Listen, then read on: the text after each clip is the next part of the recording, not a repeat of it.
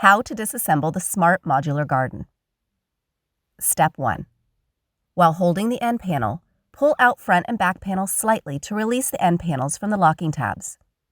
Repeat this step on the other end panel. Step 2. Fold both end panels inward so they are flat to the base of the planter. Step 3. Start with the panel with the shorter hinge slide. Grip the bottom of the planter and push the bottom of the front panel in slightly using your thumb to disengage the locking clips. Step 4. Lift front panel and fold inward. Step 5. Repeat steps 3 and 4 on the remaining panel. Flip the Smart Module Garden over. Step 6.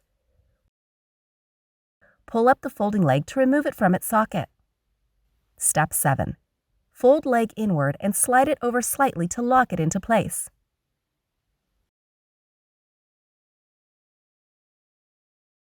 Step 8. Repeat steps 6 and 7 on the remaining leg.